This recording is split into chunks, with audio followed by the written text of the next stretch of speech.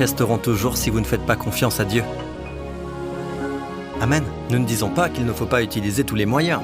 Ce que je dis, c'est parler au Seigneur. Demander conseil à Dieu avant de demander conseil à un homme. Demandez d'abord à Dieu avant de demander l'avis de quelqu'un, aussi croyant soit-il. Car l'homme peut faire des erreurs. Et votre vie est trop précieuse pour les erreurs de l'homme. Cela ne veut pas dire qu'il ne faut pas demander de conseil, mais il faut d'abord demander au Seigneur. Priez le Seigneur en premier.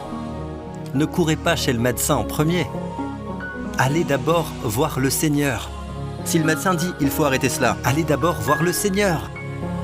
Car les médecins peuvent faire des erreurs. N'est-ce pas? Maintenant, regardons un autre cas. Nous allons dans le livre des Hébreux. D'accord? Mais d'abord, regardons le bonhomme appelé Barak. Son nom signifie éclair, Barak. D'accord? Nous y voilà. Dans Juge 4, les Israélites crièrent à l'Éternel, car Jabin avait 900 chars de fer. Vous voyez? Encore des chars de fer, n'est-ce pas? Alors, voyons ce qui s'est passé. Et les opprimait avec violence depuis 20 ans. À cette époque, Déborah, une prophétesse, mariée à un certain Lapidote, était juge en Israël. Donc à cette époque, Déborah était une prophétesse. Elle a désigné un homme. Bien sûr, le Seigneur lui a parlé. Descendons. Et elle parlait à un homme. Son nom est Barak. Et elle dit à Barak, « J'attirerai vers toi Sisera, le chef de l'armée de Jabin. » Vous connaissez tous Sisera. Il a été cloué. C'est ça, sa tête a été clouée. Voilà ce qui s'est passé. C'est que ce Sisera, qui a été cloué, qui a eu, vous savez, une blessure permanente à la tête, au torrent de Kisson, avec ses chars et ses troupes, et je le livrerai entre tes mains. Les mains de qui?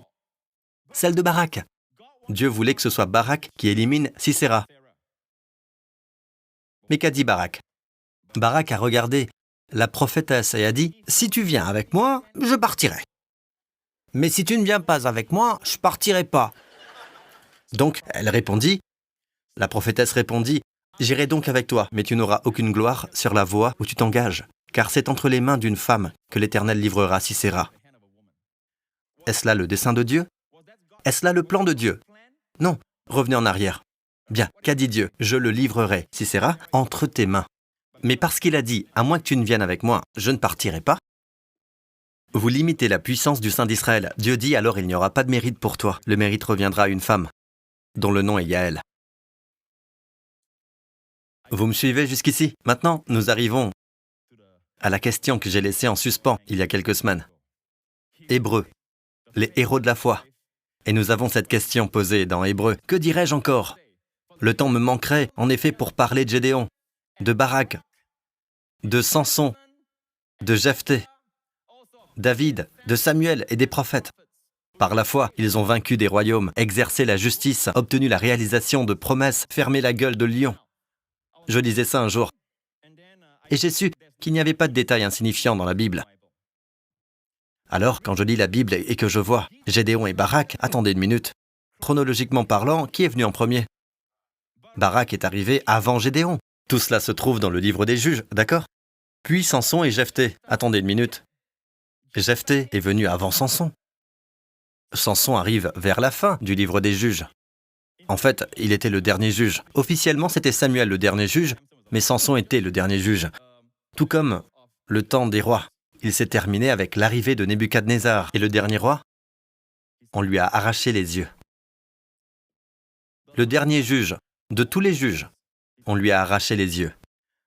Dans la chrétienté, la dernière église, les pratiquants, le peuple, pas la vraie église, Philadelphie, mais la dernière, la Odyssée. Jésus dit, tu es aveugle. Donc, dans tout ce que l'homme fait, que ce soit par des prophètes, que ce soit par des rois, que ce soit par des prêtres, que ce soit par la chrétienté, ça échoue toujours si nous oublions que le Seigneur est numéro 1, central, dans notre vie. Donc, nous y voilà. Samson est venu après Jephthé, mais pourtant, son nom est mentionné en premier. Qu'en est-il de David et Samuel? Qui est venu en premier? Samuel a oint le garçon David, n'est-ce pas? Sinon, il n'y a pas de prophète pour l'oindre. Donc, David est venu après Samuel. Pourtant, David est placé en premier ici. Quelle en est la raison? Oh, nous n'avons plus le temps. car j'ai beaucoup prié, et nous continuerons la semaine prochaine, d'accord? Le temps est déjà écoulé.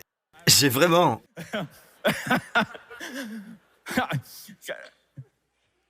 Vous voulez essayer de deviner? Je vous ai parlé de Barak, comparé à Gédéon. Gédéon et Barak.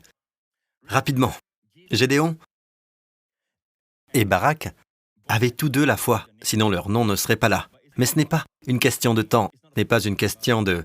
Lorsque Dieu met un nom en premier, c'est généralement la priorité de Dieu, ce qui signifie que Dieu le favorise en premier.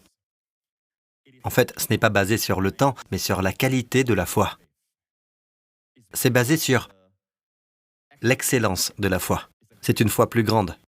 Comme je viens de vous le montrer, Barak comparé à Gédéon.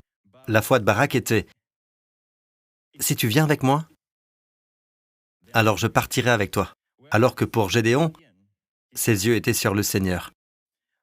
Il a en effet eu besoin du signe de la toison, mais évidemment, avec Dieu, Dieu a permis cela car il regardait au Seigneur, alors que Barak regardait à la femme. Vous me suivez jusqu'ici? Ce n'est pas une question de chronologie, c'est une question de qualité. Il s'agit de l'excellence de la foi. Qu'en est-il de Samson et Jephthé? Vous savez, aujourd'hui, j'entends des gens prêcher contre Samson, beaucoup. Mais laissez-moi vous dire ceci. Aussi charnel qu'il soit, il nous fait penser à chacun de nous. Mais il avait foi en Dieu. Son nom est mentionné parmi les héros de la foi. Est-il allé au paradis? Oui, bien sûr. Amen. Et Samson et Jephthé, qu'en est-il de Samson? Qu'a fait Samson? Qu'a fait Jephthé? Samson, par exemple, voici une histoire où il est dit qu'il trouva une mâchoire d'âne fraîche, tendit la main pour la prendre et tua 1000 hommes avec elle. Samson dit alors, « Avec une mâchoire d'âne, j'ai fait 1 tas, 2 tas. Avec une mâchoire d'âne, j'ai tué 1000 hommes. » Quand il eut fini de parler, il jeta la mâchoire et on